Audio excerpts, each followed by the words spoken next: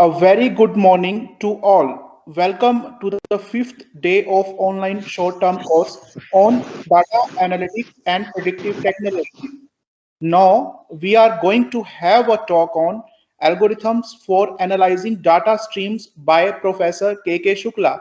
Before starting, I would like to take a moment to introduce Professor Shukla. Professor Shukla is a professor in the Department of Computer Science and Engineering at IIT BHU Varanasi. Professor Shukla did his MTech and PhD from IIT BHU Varanasi. Professor Shukla has 30 years of academic experience as well as 8 years of industry experience at Hindustan Aeronautics Limited India and Smiths Aerospace UK. His research interests lie in the area of artificial intelligence, neural networks, data science, robust machine learning, interpretable models, and secure multi-party computation. He has authored over 200 articles in reputed journals and conferences. He has also authored 5 books and 7 book chapters. Professor Shukla has transferred 24 intellectual property rights to the Ministry of Communication and Information Technology, Government of India. Apart from academics, he has previously held a number of administrative positions like Chairman of National Supercomputing Mission IIT BHU Node, Dean of Faculty Affairs IIT BHU, Head Department of Computer Science and Engineering IIT BHU. With this brief introduction, I would like to invite Professor S.K. Singh to welcome Professor Shukla. Good morning, sir. Good morning, Professor Singh. So thank you for accepting our invitation and giving us your valuable time. And I think your lecture will really be useful to our participants. So thank you, sir. Okay.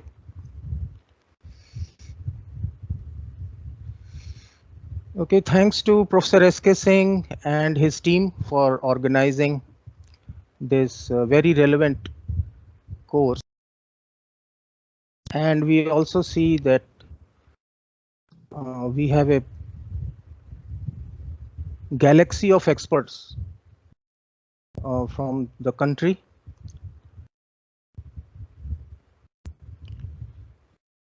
So now we are in the 5th day. And the participants have already got some knowledge about a lot of things. So that makes my job easy.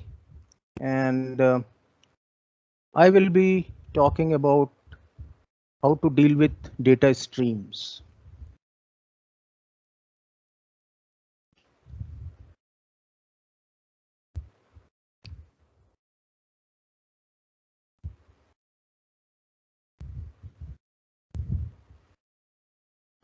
Is my screen visible? Yes, sir. Yes, sir. Visible. Okay, right. Yes, sir. Okay, thank you. Okay, participants, you have been through a lot of very nice lectures on some very interesting topics dealt with in great detail. And we are on now in the 5th day, penultimate day of your course. Tomorrow you will be completing this course. So what I want to do is, I do not want to present this like a UG lecture or a tutorial.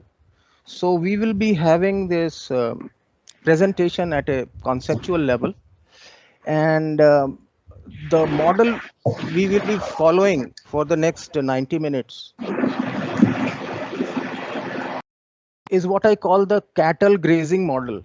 If you have observed the cattle or a cow, the cow grazes the grass very quickly, fairly quickly, covers a lot of area, then sits in the shade of a tree and then chews the cud. It's called chewing the cud.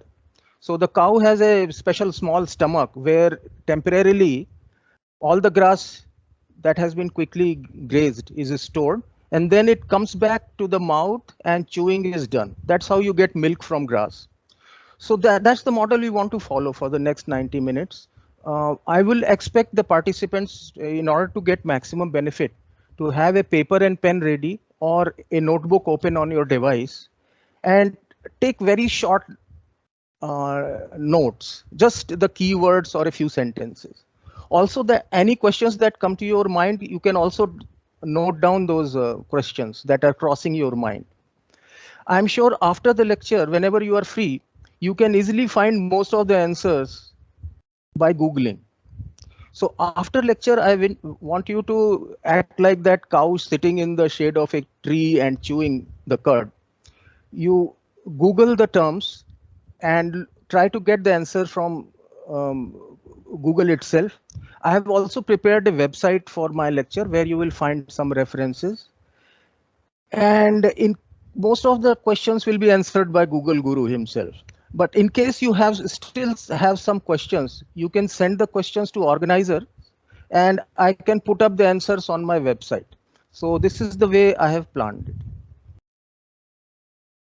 So I highly recommend taking lecture notes, very short lecture notes, just the keywords or certain statements which seems interesting to you, and later Google them.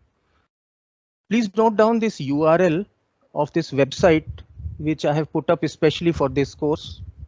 It is http://kkssresources.pbworks.com. So you'll find a lot of material related to my lecture, as well as some research directions, etc. Also, a sample running Python program is given there. You have to log in as a student with, and the password is a student with S as uppercase. So capital S, student. kkssresources.pbworks.com. So this is for after the lecture, not now.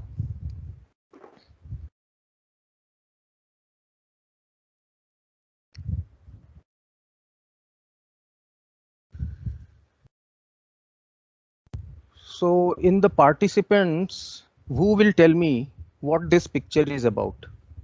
What does this picture show? Anyone recognize this picture? Yeah, yes. Yeah, what is it?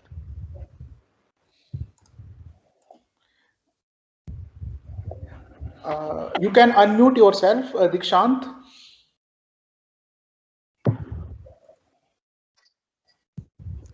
If anyone recognizes this picture, yes, let me know.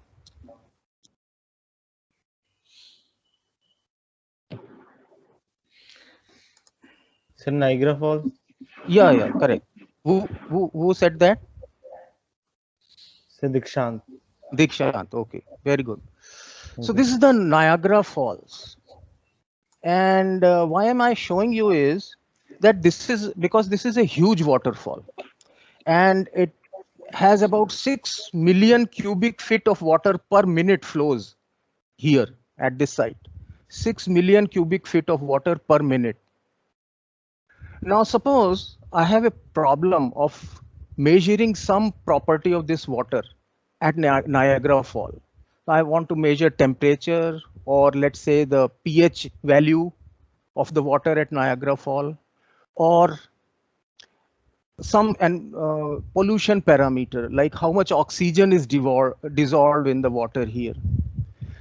So how will I do it? I will either take some water out of the waterfall and then measure the property, or I will put some sensors there and connect the sensor through some technology like IoT and get the readings. The thing is, the moment when you take the reading and the moment when the data is processed and some answer to that property comes, the water that you measured has already gone from that site. It's flown ahead and your answer is now old. It's not current answer. So this is the kind of situation which I'm going to discuss, where here we have a flow of water consisting of water particles. What we want to consider is flow of data, or data in motion, or stream data. So this is a big stream of water And also because we have put up sensors everywhere, we also have a big stream of data. So this is called stream data or transactional data. And our problem is how to analyze this data and take decision in real time as the data arrives. We are short of time. We don't have sufficient time to do complex processing, because if you do a lot of processing, your answer becomes more stale. So the more the processing delay, the more wrong your answer is. This answer is about some past state, not the present state. And also, certainly, we can't hope to store all this water in some place and then study it. So similarly, I can't hope to store all the data that is coming as a stream into my limited RAM and then run the algorithm on this. So we don't have sufficient time. We don't have sufficient space to store it and then process offline. Also, you can't have algorithms that require multiple passes over this data because of the same reason. The data is flowing, new data is appearing, just like new water appears here every second, and the old data goes away. It is no longer the current data. And just like this Niagara Fall never goes dry, water is always flowing, our data stream never ends. So it's not like when the data stream ends, we will do something. So there is no end to our data stream. Do we have this kind of situation in real life? The answer is yes. And in modern times, more and more of data analytics situations fit this scenario. You have sensors, surveillance cameras, satellites, e-commerce portals. They just keep producing data. And if we can intelligently analyze that data and take some decisions, that will benefit us a lot. This is a Google Map view of Niagara Falls. As you can see, it's on the border of US and Canada. And in fact, you can recognize more than one streams. So it also has multiple streams. Water may be coming from here, some water is coming from here. So similarly, in our situation also, we may just not have a single stream of data, but multiple data streams. In most of the data analytics or machine learning discussions, we make this assumption. We say that I have all the data I need. I will divide it into a training set and a test set, run some training algorithm, maybe do some hyperparameter tuning using some other part of the data, and then test it on the testing set. So if you have all the data you need with you, you can have this kind of conventional thinking. So you can have your traditional ML, you can use unsupervised learning techniques or supervised learning techniques. You can do clustering, classification, regression, etc. So what I want to do in this lecture is that I want to remove this assumption that I have all the data I need, because this is far from reality in real world situations in most of the cases. So when I remove this assumption, that means I'm not going to do batch processing now, and we are going to use some kind of online processing, which will learn as the data arrives. The learning never stops. So there is no learning phase and training phase and testing phase. The learning just goes on forever. And the answer adapts itself based on how the data stream behaves. We will look at two examples here. And one of the familiar examples would be clustering on data streams. So now let us move from this assumption of I have all the data I need, and recognize that no, we don't have all the data we need in most of the real life situations, wherever you want to put a machine learning or a data analytic solution. Now, instead of water streams, we are going to have data streams. So here I have shown 5 binary streams, but streams could consist of various data types and can even be vectors rather than scalars. And so the data keeps coming, learning never stops. And here is a slide that shows the difference between big data and what I am talking, stream data or high velocity data. In fact, velocity is one of the V's in big data. So we want to concentrate on the velocity V. But the difference is that in the big data, you are in a position to store the data in some reservoir and use a batch process. You use some parallel distributed computing and divide and conquer to handle the volume of the data. So the change is really volume. But we want to discuss in the next hour or so what happens when the change is really velocity and answers are required in real time. So instead of finding the property of what is stored here, we want to find the property of the data that is here in the stream.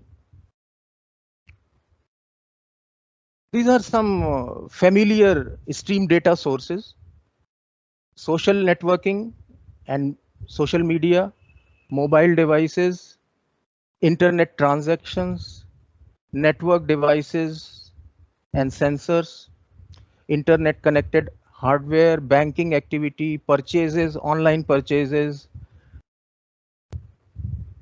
and all the social networking sites, Facebook, Twitter, LinkedIn. So these are all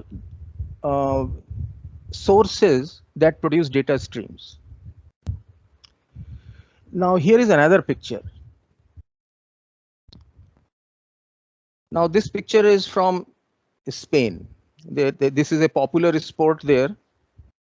It's called bullfight. And the situation is bull, and there is this gentleman, crazy person, who wants to fight this bull with bare hands. He doesn't have any weapon with him.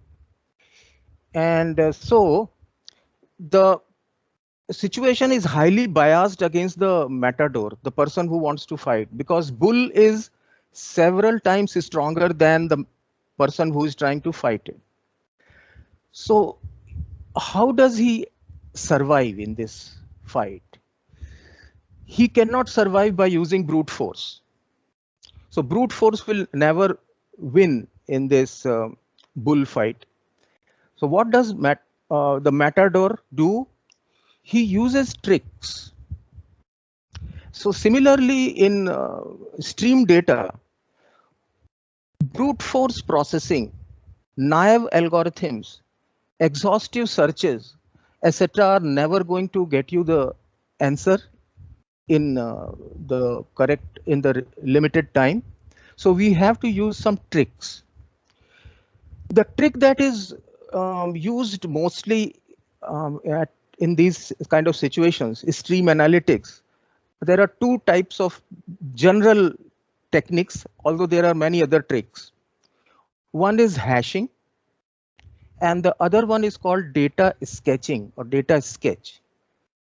In today's lecture, we will give you a sample of how data sketch helps us in winning this battle against a strong beast called the data stream with limited resources, because no matter how much computation you have, how much parallel distributed computing, GPU, whatever you want to throw at this bull, it will never be sufficient. So brute force in terms of parallel processing or throwing more processor cores or GPUs is not the solution. It's not going to work, just like this picture. So let us see what are our assumptions for this talk. Most of the ML algorithms assume that all our data is available when we want it. We want to remove this assumption. But we want to consider the situation where data is arriving in a stream or multiple streams. And if it is not processed immediately, then this will be lost forever. You will never get a second opportunity to process it. Like the water in the Niagara Fall will flow away, and now you cannot measure any of the property, pH value or oxygen content or temperature of that water, which is just gone downstream. The third point is that the data arrives so rapidly that it is not feasible to store it in your active storage and then analyze it later. In fact, doing batch processing, we will, if you don't mind, call it post-mortem. The event has already occurred and now you have collected data and you are trying to process it. That's all right for when you are learning machine learning, you have some data sets, but in the real life, this post-mortem doesn't give you any satisfaction. So here are some examples. This is an example from a tsunami warning system. Suppose you want to put up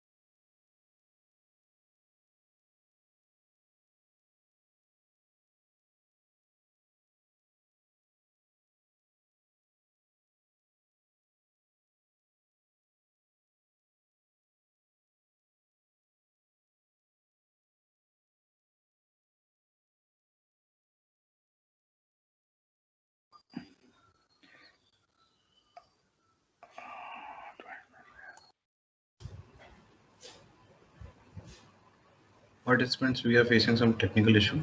The speaker will rejoin.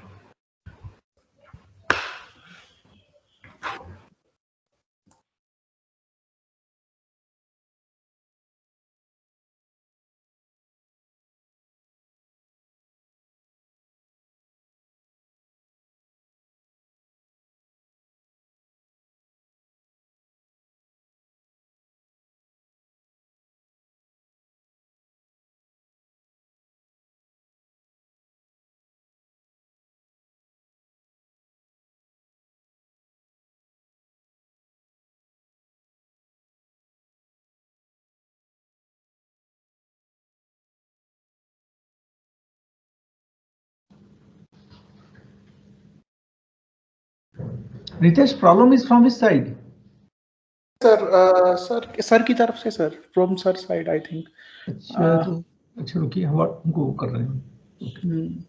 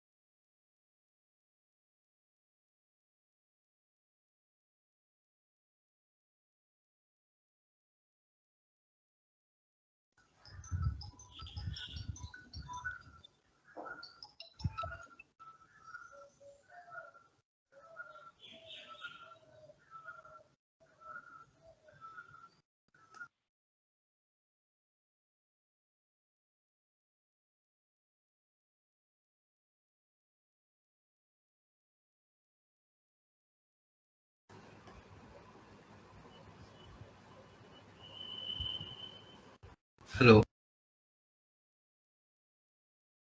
Just a minute. I'm switching the network to another one. Yes, sir. Yes.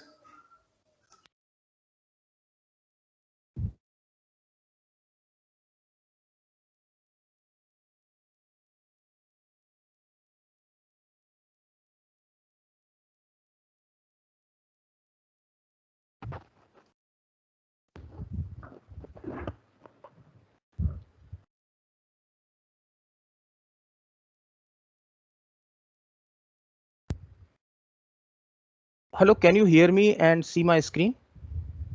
Yes, sir. Yes, sir. Okay. Okay. Sorry, I got dropped off.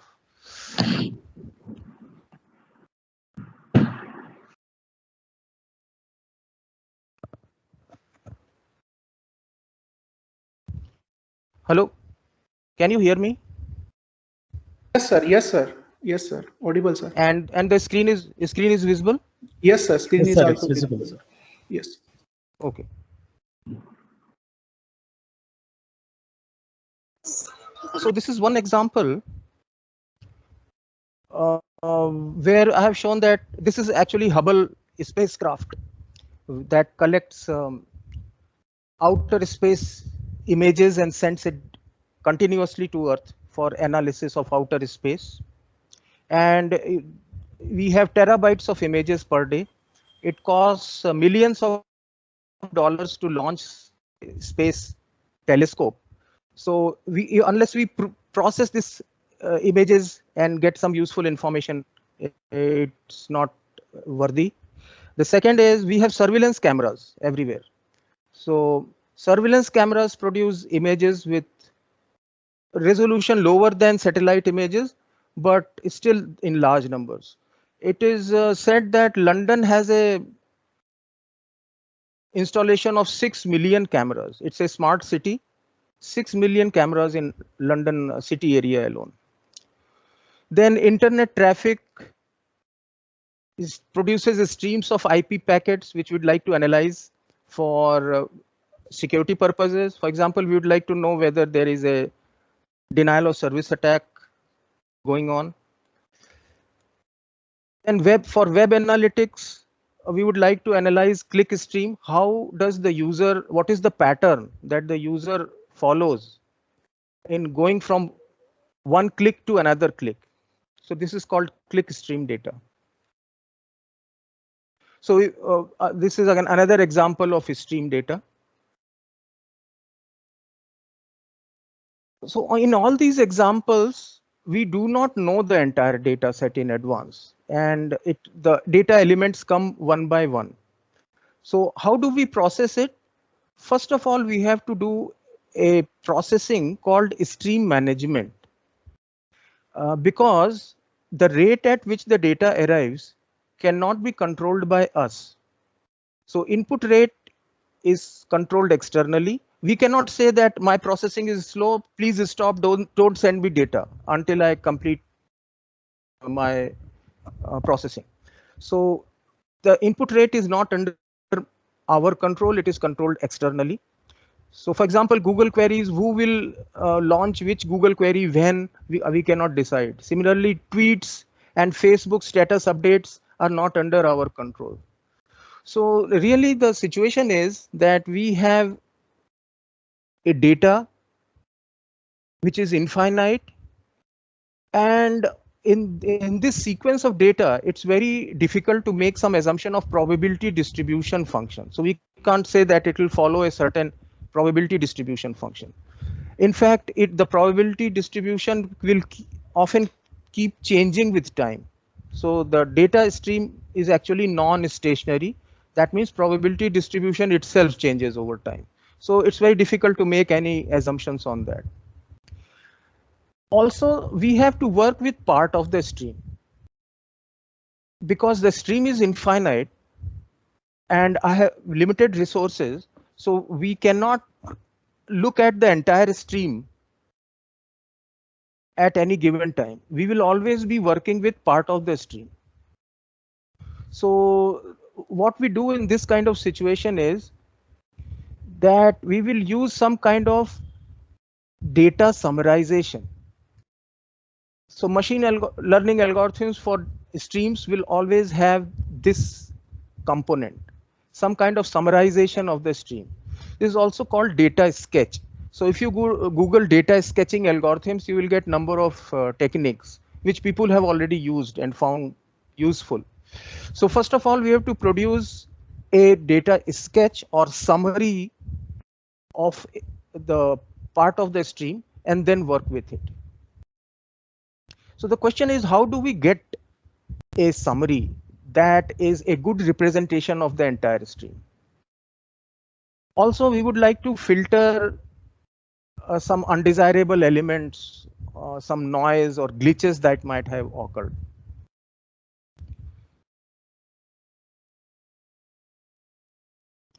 So we will use an abstract framework called the stream model. This stream model has following components.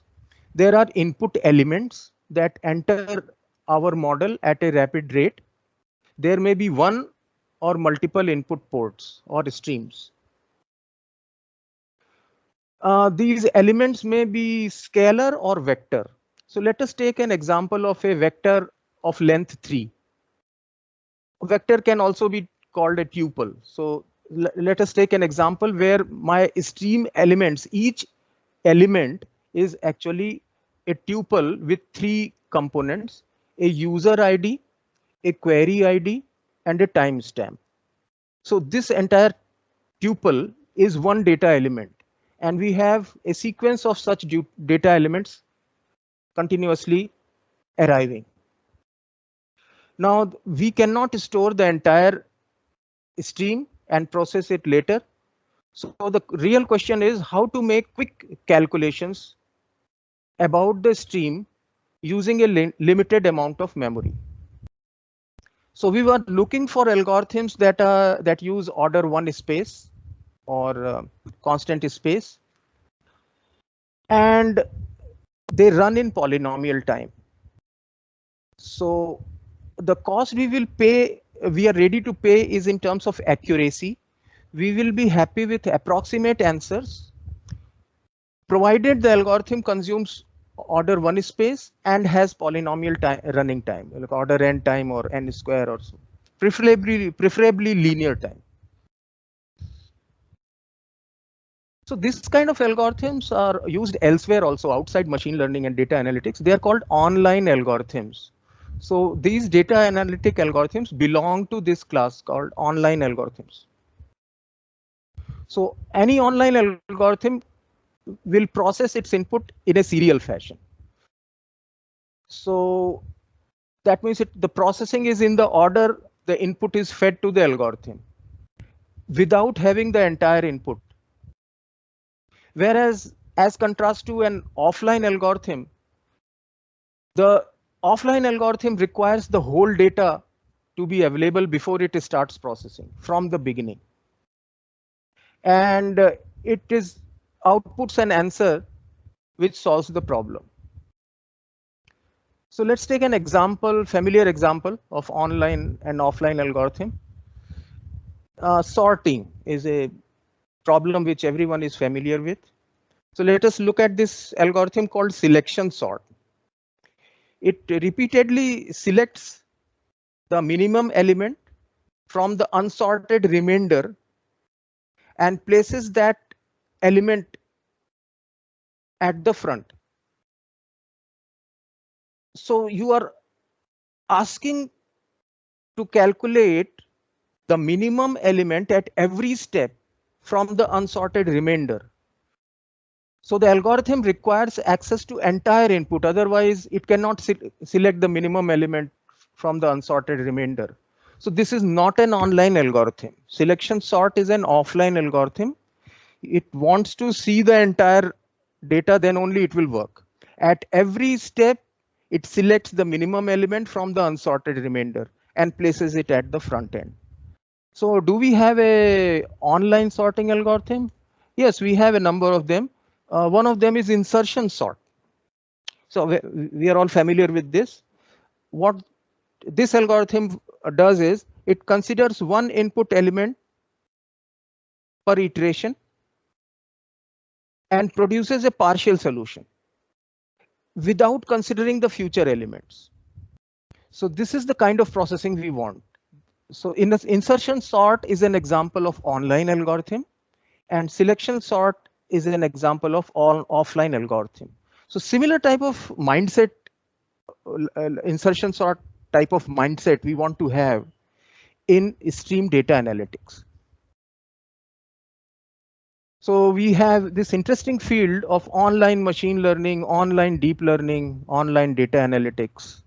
And what I want to do is try to give you some, raise your interest in this area, and then you can learn yourself more about this area. So our model then looks like this. This is called the general stream processing model.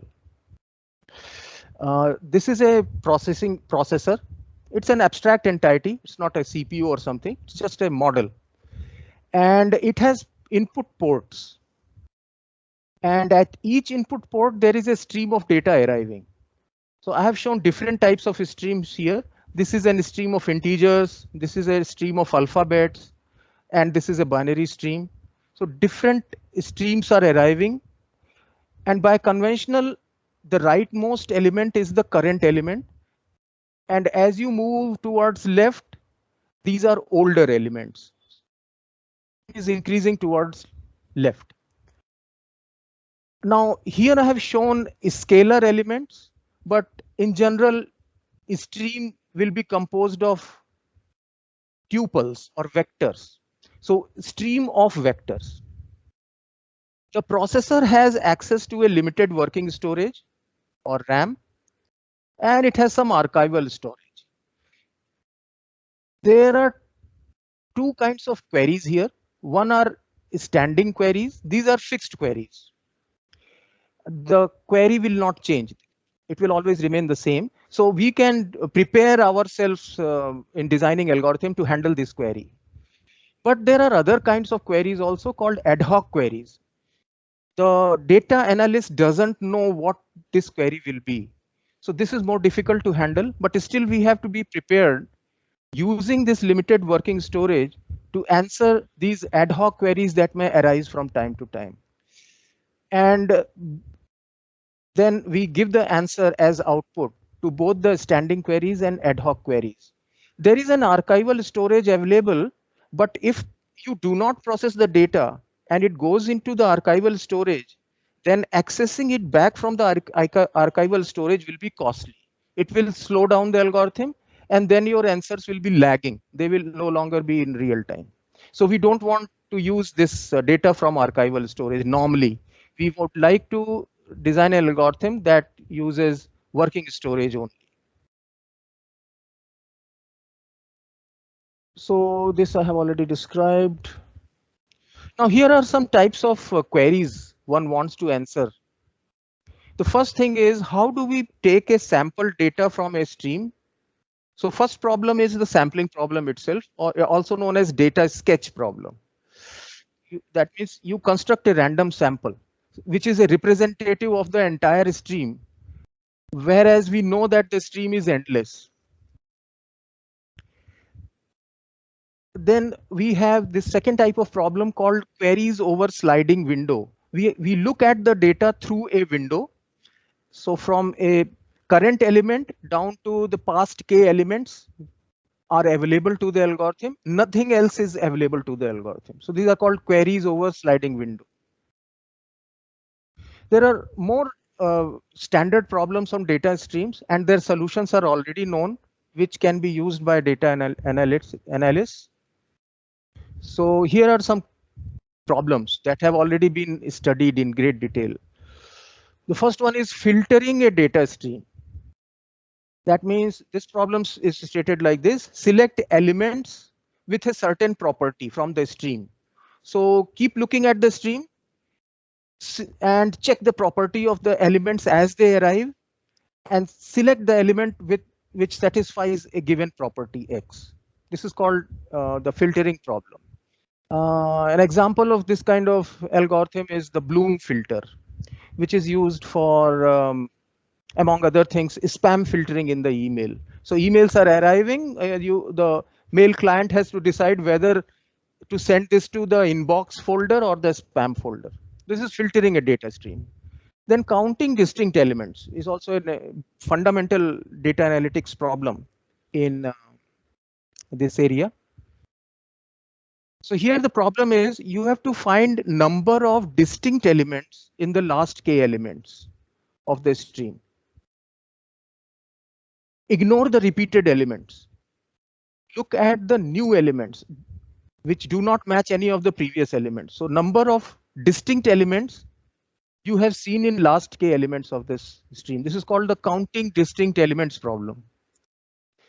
Then estimating various kinds of statistical moments, estimating average or standard deviation or any other statistical property of last k elements. Then finding frequent elements in a stream.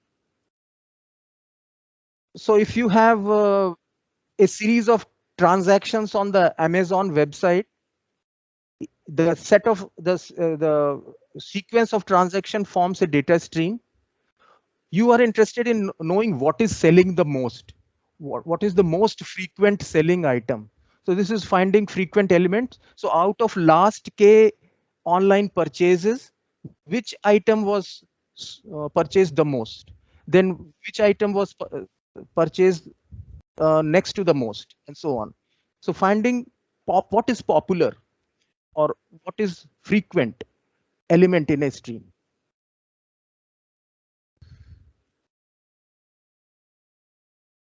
So there are a lot of applications. So now I will switch over to considering how to sample from a data stream. We will be sampling a fixed proportion of the stream. And because we are doing a fixed proportion of an infinite stream, our sample will grow as the time passes. So the problem is we cannot store the entire stream and we are going to store a sample. There are two different problems. One is sample a fixed proportion of the elements in the stream. So we can say 1 in 10 element will be stored. And the second problem is more difficult. You have to maintain a random sample of fixed size because your stream is infinite and we cannot let the sample increase forever because then the sample itself will become infinite. So at any time instant k, we would like a random sample of small s elements. So what is the property that the sample should have? The property is fairness. For all time step k, each of k elements seen so far should have equal probability of being sampled. So this sampling process should not be biased. That means it is picking up one kind of elements more than other kind of elements. Every element that comes in the stream should have an equal chance of coming into our sample. So the property we want to maintain, basic property we want to maintain in the sample is fairness. Each of the k elements seen so far should have equal probability of being sampled.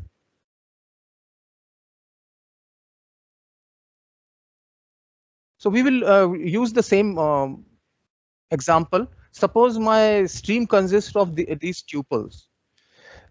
People are launching various kinds of queries, let's say Google queries, and we want to study the behavior of all these Google searches. So my tuple consists of user ID, the query ID, and the timestamp. So user 1 issues query 1 at time 1. Then user 1 may issue some other query, let's say query 2 at some other time 2. User 1 can again go back and issue query 1 once more. So there are different users, different queries issued at different time intervals. So my stream consists of such tuples. In this case, how are we going to perform this sampling or data sketch of this problem? Now this user query time we will abbreviate as UQT, so it will fit into the slides. And suppose I want to answer question like this: how often did a user run the same query in a single day? So I'm fixing the user. I'm saying this particular user is going back to same query again and again in 24 hours. So in past 24 hours, the question is, how often did a user ask the same query on this search engine? And suppose we have a space to store 1/10 of the query stream in 24 hours or past 24 hours. So what we can do is, there is a simple solution. You generate a random integer, uniformly distributed random integer between 0 to 9 by calling, let's say, your rand function in C. Although rand has some limitations, it's not a very good random number generator.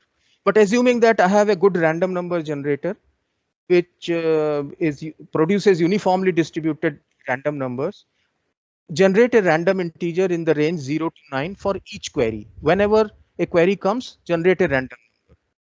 Now store the query if the integer is 0, otherwise discard it. So it's like gambling. It's like rotating a roulette wheel in a casino. So we are gambling and picking randomly picking one out of any 10 elements that are arriving. And so in a box, what we are storing is how many queries are single and how many are repeated queries. So let's say these white balls are single queries. They were asked only once in past 24 hours. And red balls are multiple queries. They were asked 2 or more times. These are duplicate queries. So ultimately I'll have this jar. This is my data sketch. And then I have to process this sample and give my answer to this question: how often did a user ask the same query in a single day? And input is in terms of these tuples, UQT, UQT, UQT, they keep coming. And I have enough space to store 1/10 of the stream in past 24 hours. Now, if I do this random number and pick the number only if the 0 is produced by the random number, why is my sampling correct? Why is it unbiased? It is because of this law of large numbers in statistics. It says that the result of performing the same experiment a large number of time converges the sample property to the population property. So I will skip the entire definition of this law. You can just Google if you're interested later on, law of large numbers. But be aware that this naive data sketch algorithm works only because of this law of large numbers.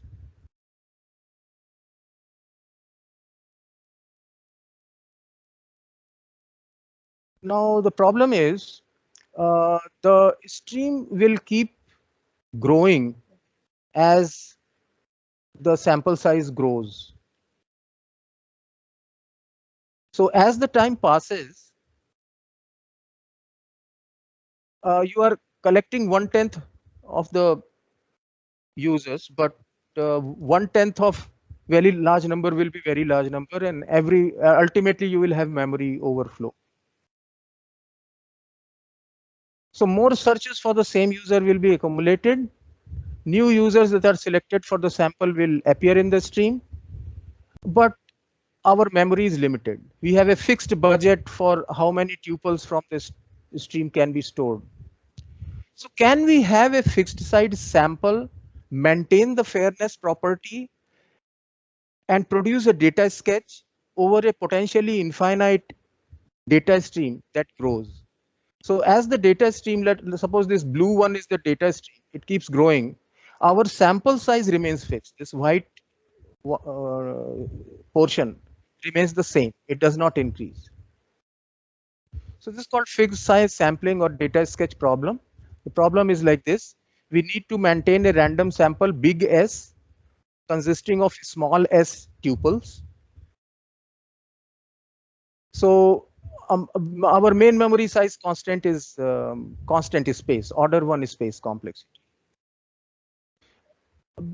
It cannot be any other function because we don't know the length of the stream. If there is any function of n comes here, then we are in trouble. So not even linear. So suppose at time n, we have seen n items. It is just the beginning of the stream. Each item in the sample big S is stored in my sample with a probability S by n. Each item has the same probability, small s by n. So if s is equal to 2 and this is my stream, this is a stream of alphabets,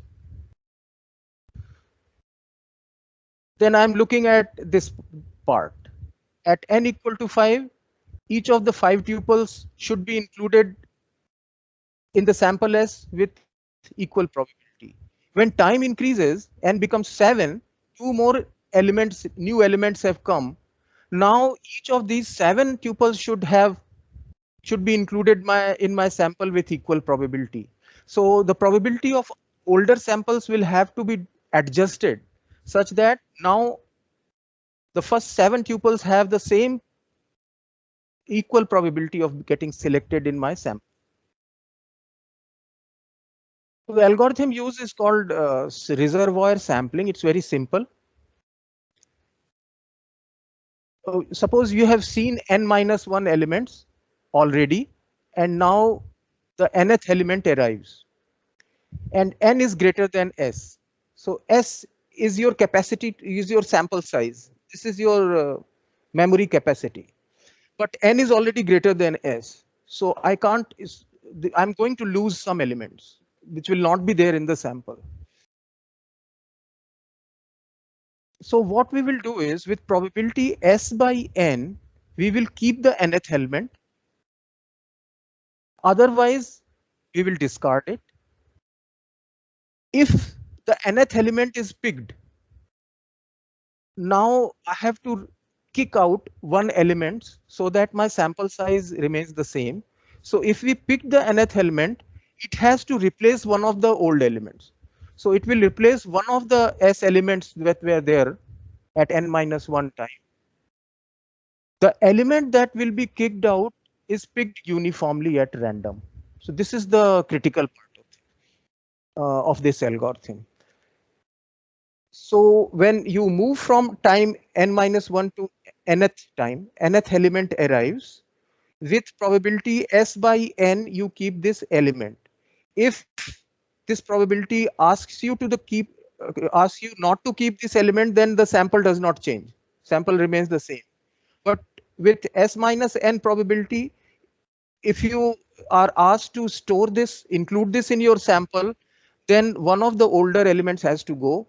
Which element will be kicked out is picked uniformly at random.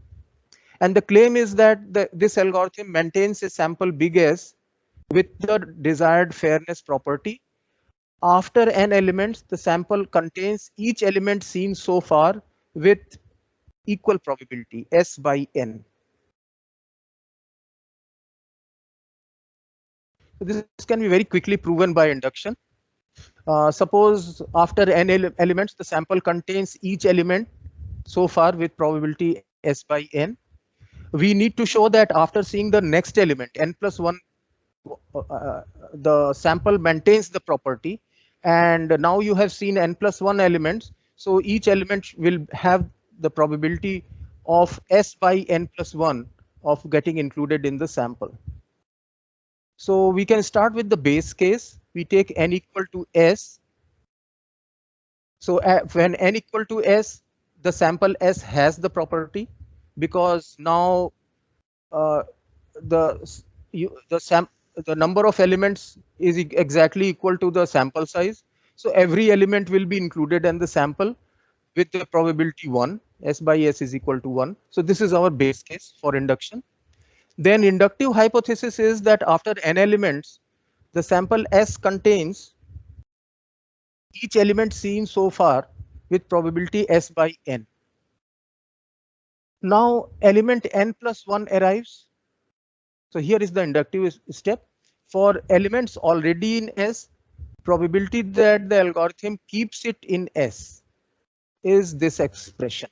So this looks formidable, but it's very easy really. We are trying to write a probability that the algorithm keeps a sample, an old sample in the sample. It's not removed. So there are two cases. Either the new sample is selected or it is not selected. So because there is an or, we have this plus in the probability.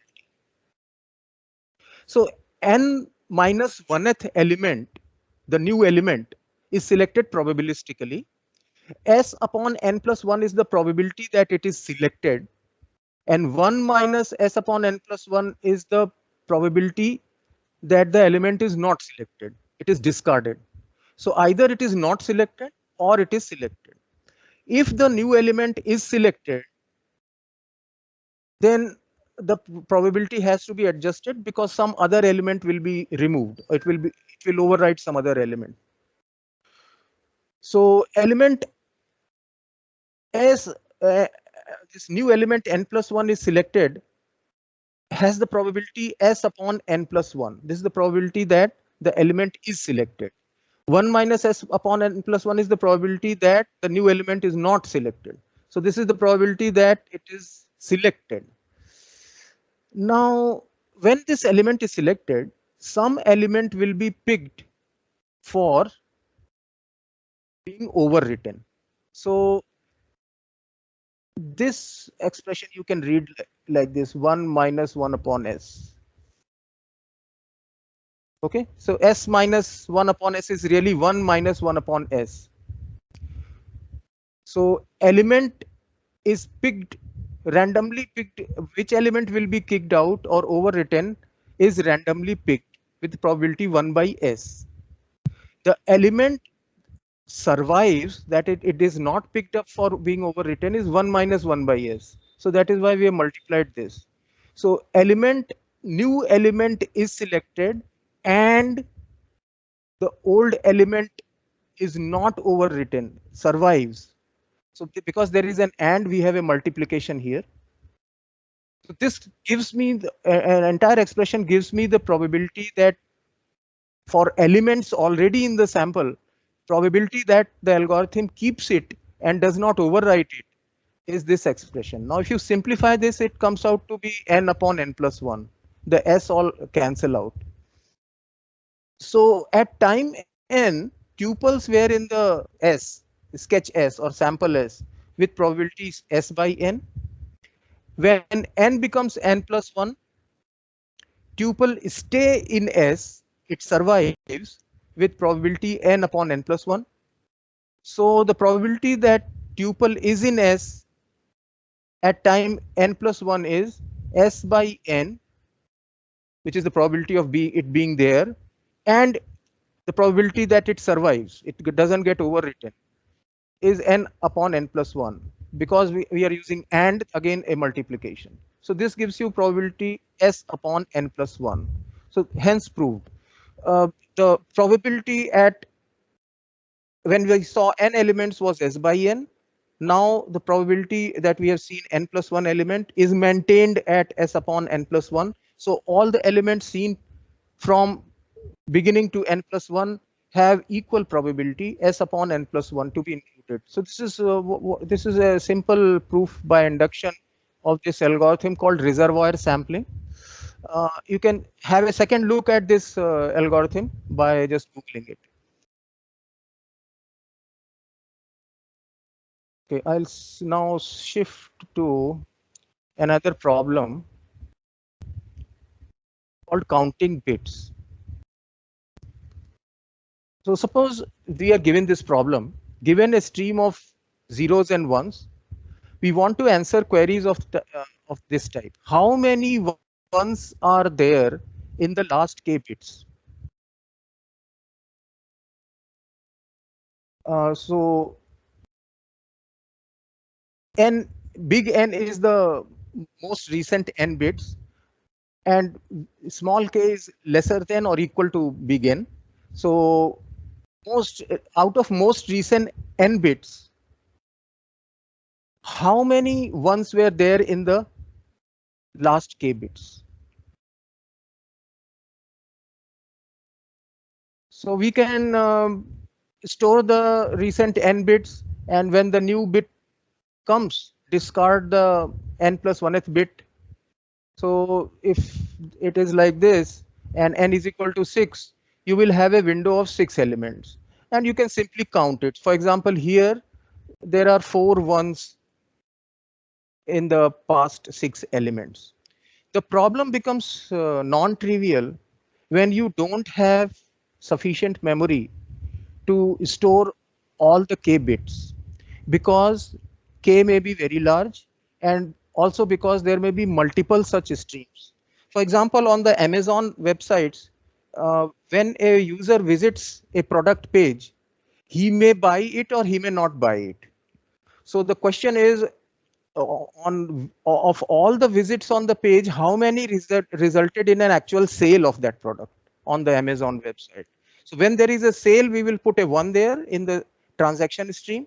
And if there is no sale, he just browses through it and doesn't buy it, then we put a 0.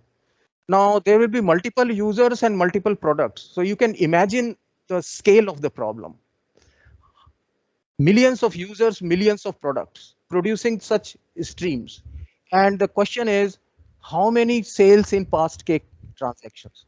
So therefore, there is more to it than just storing all the k bits in the memory. We may not have that in that much memory.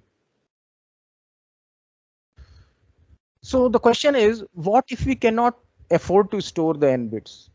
So we are processing 1 billion streams, and for each stream there is n is also 1 billion. So it's a huge scale. So I don't have enough memory to store the k bits. Still, can I give you an estimate of how many ones in past k bits? So since we cannot store all the portion of the stream in which we are interested, you cannot expect an exact answer. In fact, there is a theorem that says for exact answer, you have to store all the elements in the stream, which is obvious. So we have to make an approximation. We will be happy with an approximate answer, but we must have a bound on how much error we are going to make. If you say unbounded error, then this is not an algorithm. So we say that it's a useful algorithm when only it may be an approximate algorithm, but we must know a bound that the answer will never be wrong by more than this much. Now another, so if you have, you can't store these n bits because the n is so large and there are multiple streams to fit into your RAM. One way of solving this problem easily is again making this uniformity assumption. That means ones and zeros are uniformly distributed in the stream. This will make the problem easy, but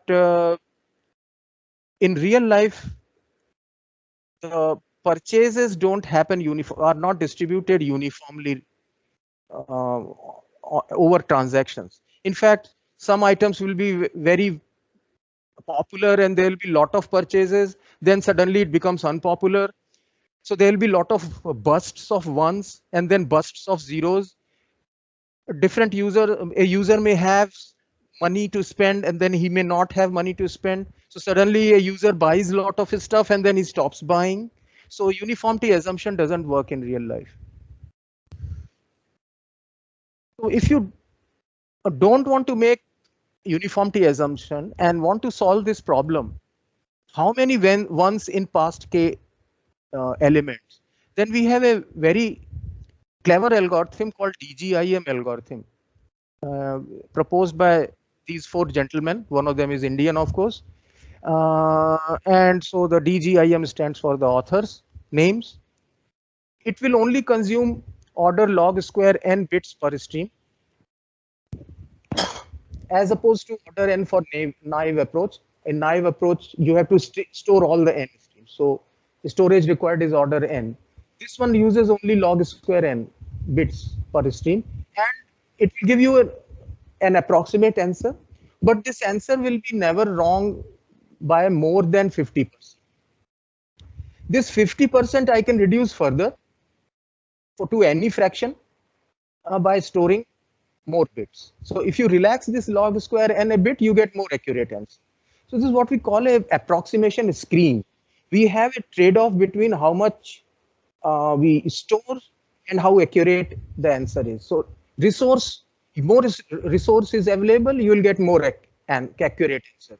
Less resources available, then you will get less accurate answer. So first, let us look at this version. The rule for update, what we will do is we will be maintaining summary of the stream in the forms of buckets. So these colored bands you see are buckets in which we will store summary. We start with bucket length of 1, and then subsequently we keep doubling the bucket length. So it is 1, length is 1, then this length is 2, then this length is 4, then this is 8, then this is 16. Now, how do we produce this bucketization? There is an algorithm for it, which is something like this. When a bit comes in, create a bucket of length n with length 1 with proper count. So if this bit is 0, put a 0 there. If it is 1, put a 1 there. So this is the beginning. When a bit comes, we create a bit of length 1. Then if we will now do some doubling of the bucket size according to rule number 2.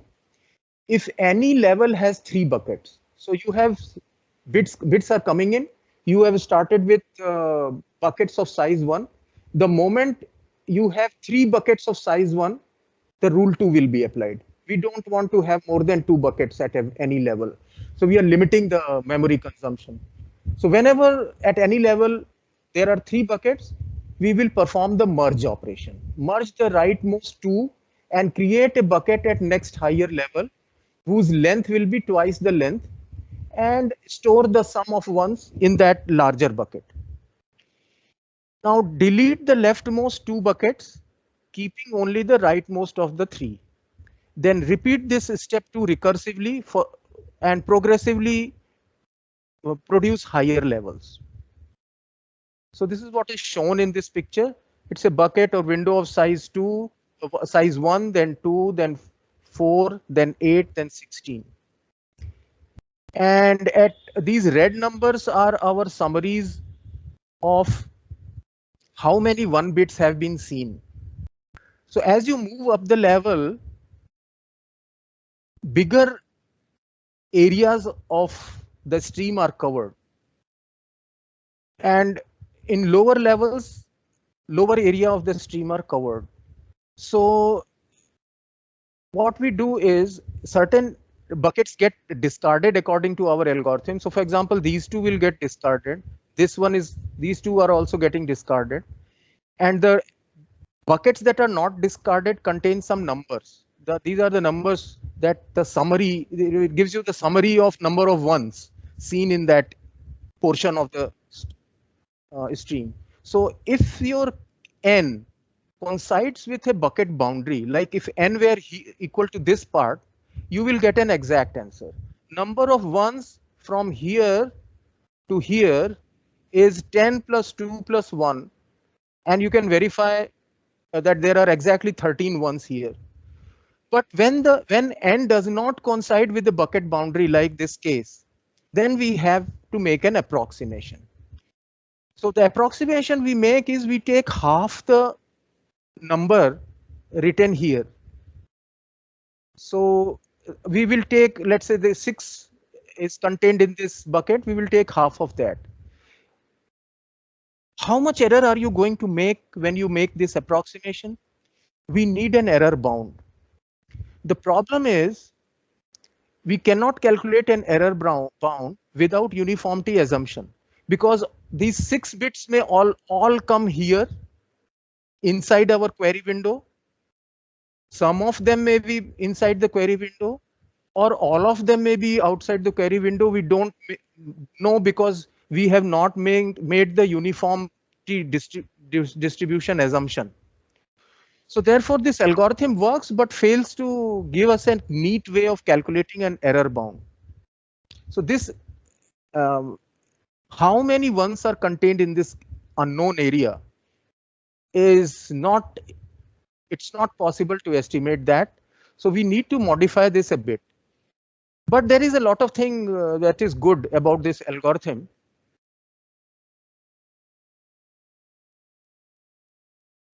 It consumes only log square n space. It stores log n counts of log n bits each in is stored. You have a positive integer stored in each bucket, and a positive integer n needs log n bits to store.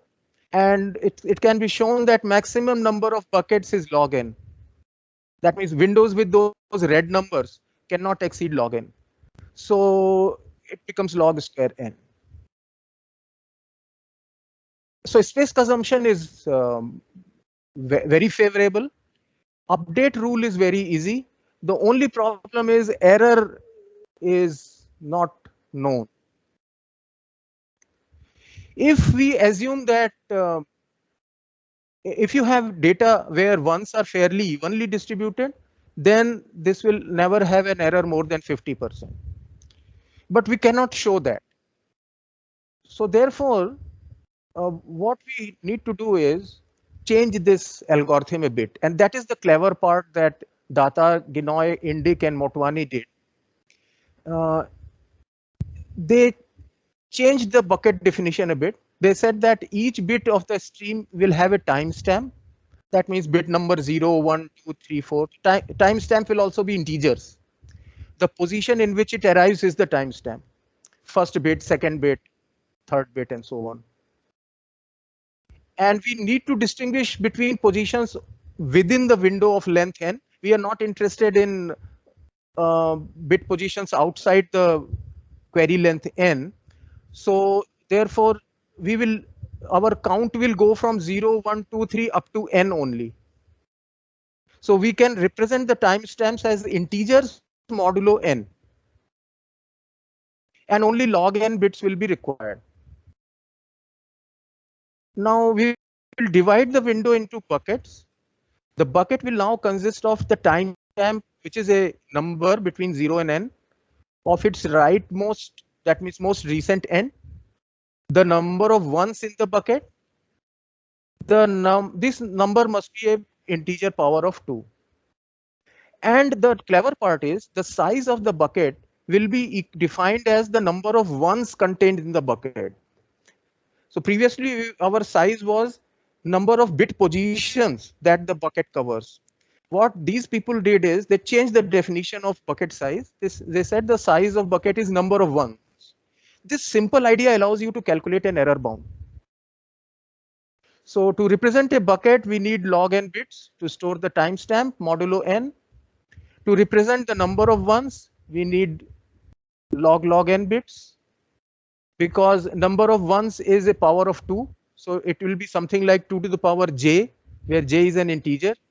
So we only need to represent j in binary, not this entire 2 to the power j, just to store j in the binary. Now j is at most log n, because 2 to the power j is equal to number of ones, and it is at the most n. So j usually will be not more than log n. So it requires only log n bits to represent the number of ones in the bucket. So the dominant storage is this log n. Log n is higher than log n. So log n is the complexity is order log n. So the algorithm remains the same. There is slight change. I'm not going through the steps now, because only what we will do is change the definition of the size of bits. Now with this definition, you can actually derive the bound on complexity, and it can be shown. I'm skipping the proof because of the limitation of time. It can be shown that the error will never exceed 50%. So error is at most 50%. There is a proof, and I'm skipping the proof right now, but you just Google DGIM error bound proof. You'll get a very simple proof. This 50% can be reduced to any fraction if you have more memory. Now in the last part, I will like to now concentrate on how we do clustering over streams. So you are all familiar with the k-means. You select some centroids and then update the centroids and form the clustering using k-means. The only thing is I don't have all the data with me, so I can't produce the final clusters.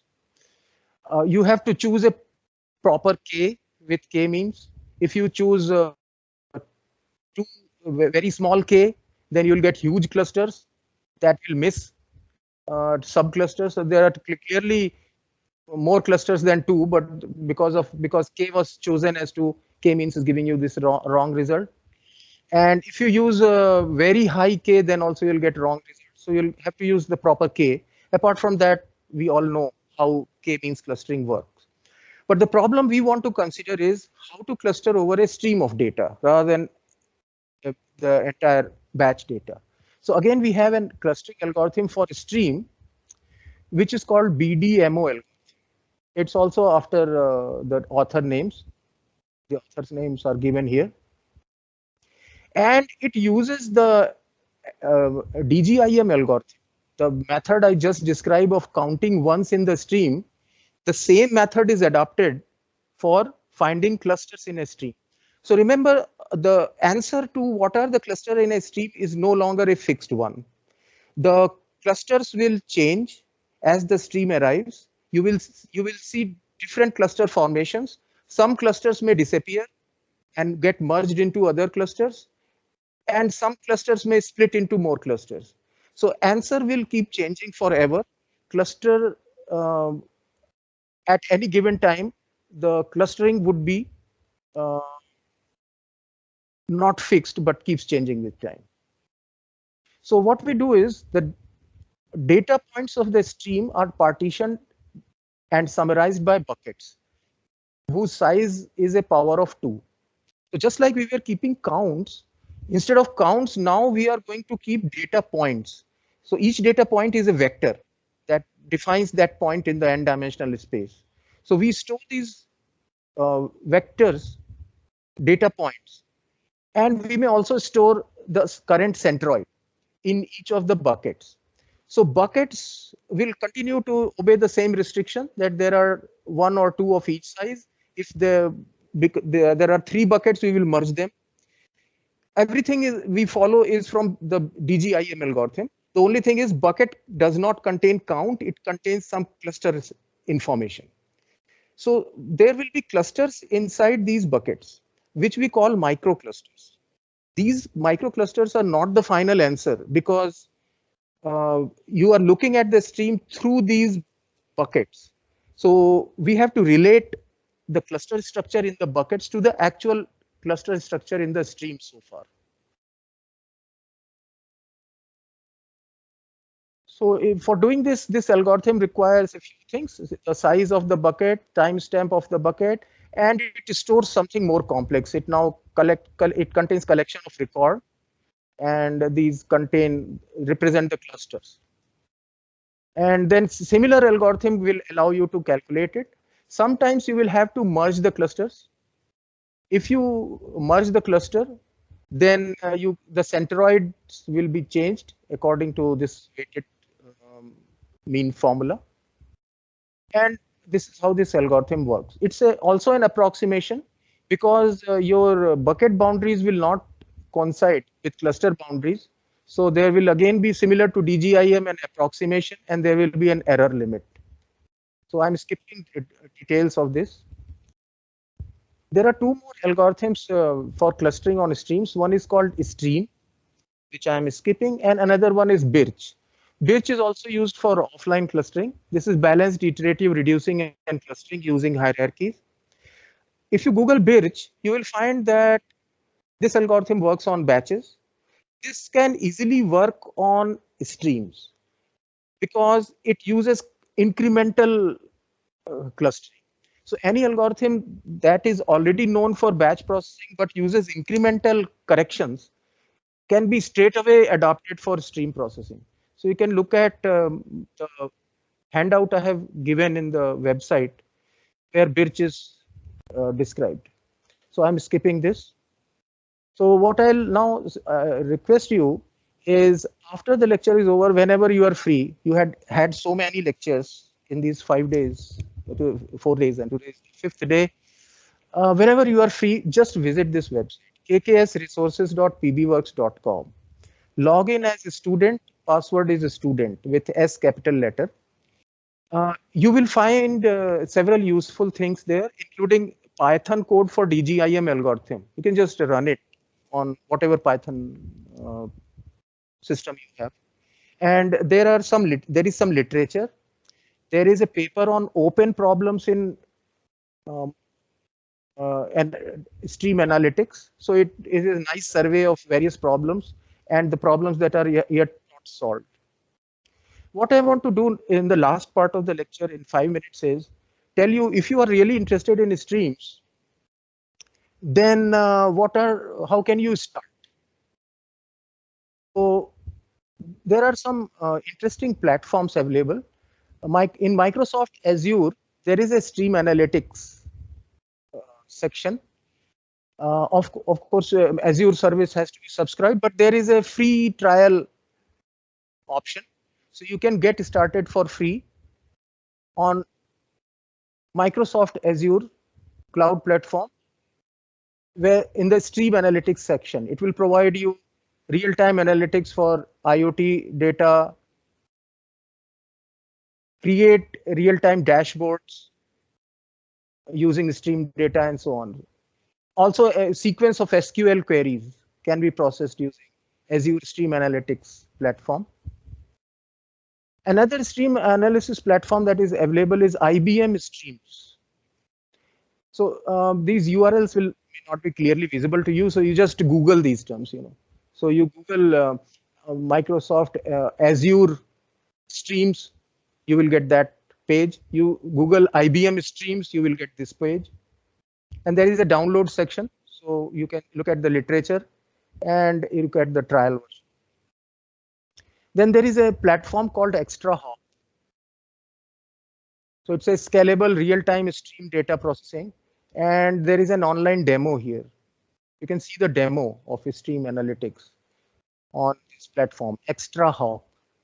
It's extrahop.com, but you just Google ExtraHop and then you land on this page and you can play with this demo. Then SQL Stream is another platform, and it has a free download if you want to process streams of SQL queries.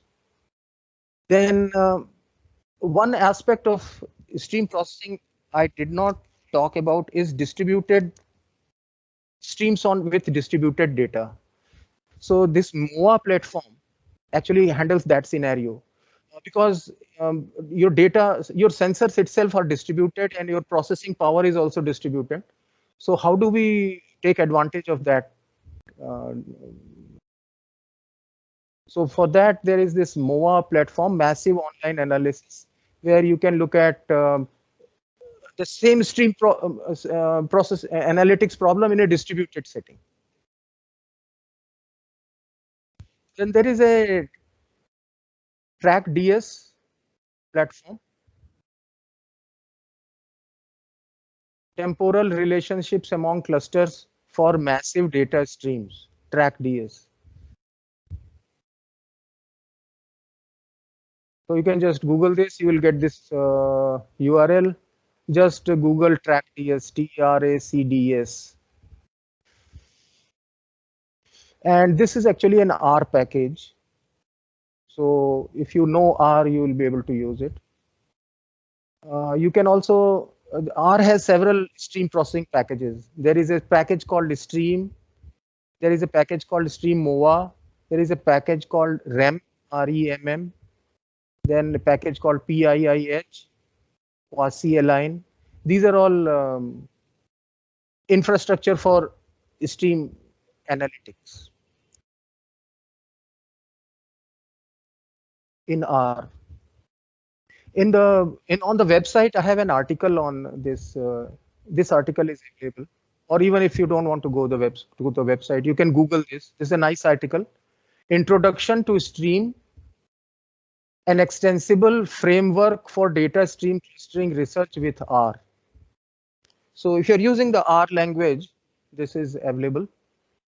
This article will tell you about how to go about it. There are some, this is just a structure. Actually, it has two parts. One is a DSD part and a DST part. DSD part allows you to produce synthetic data streams for testing your algorithms. So you can use either use real data streams by hooking it onto, let's say, Twitter tweets, and you use them. For that also we have functions in R. But before we do that, we may like to use it on a synthetic data. So this DSD component produces streams with known properties. And then there is a DST part where you implement your algorithm. And the class structure, etc., are included, which I'm skipping. You can read them from the handout given on the book.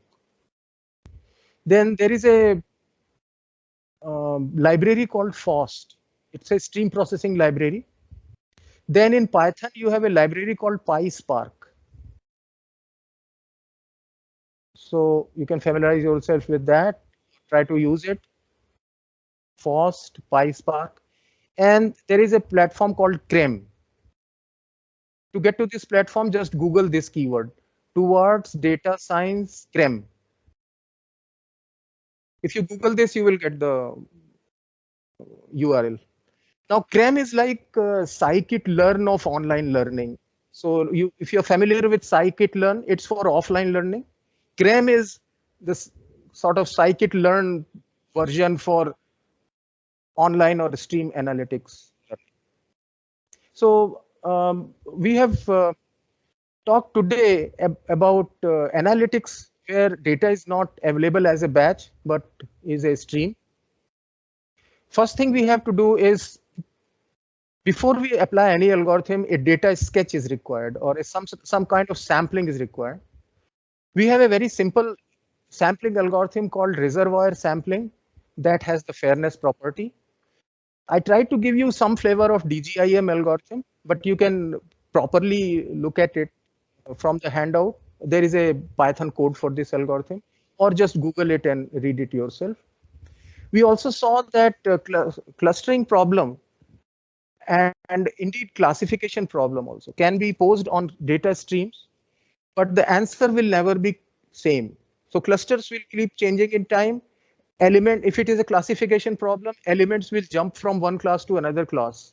Some classes may merge or some classes may disappear. So it's very interesting field. And if you want to experiment and explore this field, lots of tools are already available for stream analytics. There are a number of open problems in this area, which are summarized in one of the handouts on my website. So many open research areas in machine learning and deep learning when the data is in stream mode rather than batch mode. So that's about all, but is it the end? No, it's not the end. I just scratched the surface. It's just the beginning. So that's all from my side. Thank you for listening. Stay safe, get vaccinated. Sir, would you like to take some queries from the audience? Yeah, I can. Okay, if you have any queries, you can raise your hands. Also, I've said that you can try to find the answer yourself, because the way I presented it was not a lecture mode. It was just an introductory conceptual mode. So you can try to find the answers you are thinking you want to ask now. When you look at Google and more information, the answer will come to you, obviously. If you have some questions, you can also email to the organizers. I will put up the answers on this website. And right now, if you want to ask anything, please go ahead.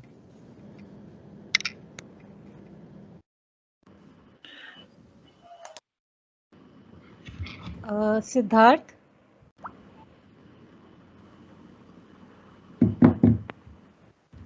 Siddharth, please unmute yourself and ask your question. Abhishek.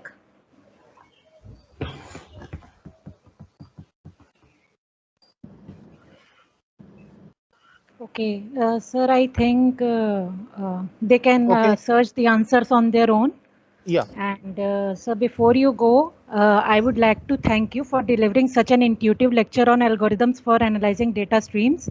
This lecture witnessed an active participation of more than 600 participants, and I hope that the audience must have benefited a lot from this lecture. Personally, I found this lecture to be very edifying and interesting. And now I would like to invite Professor Singh again to thank the speaker and present him with a virtual memento. Thank you, sir, for giving us time for such a beautiful lecture and informative lecture. So I hope my participants must have learned many things from this lecture. Thank you, sir. Okay, thank you, Professor Singh, for organizing this very relevant course, and a lot of attendance is there and people are benefiting from it. Now, like I said, my lecture was in that cow grazing model. So I have thrown a lot of fodder at you, and if you will really benefit if you later on give some more time and thought on this and pursue this further. So instead of giving a undergraduate type of lecture, I have just thrown a lot of stuff at you, and now I have also given you a website where you can further pursue it. I'll be happy to take queries after the course also if you want to do that. Thank you, Professor Singh. Thank you, sir. Because of you, sir, and other guest lectures, my course is very successful now. So thank you very much, sir. Again. Okay. Thank you. Thank you, sir. Thanks to all the participants for spending time with me. Stay safe. Get the jab. Thank you, sir. Thank you. Okay. Bye.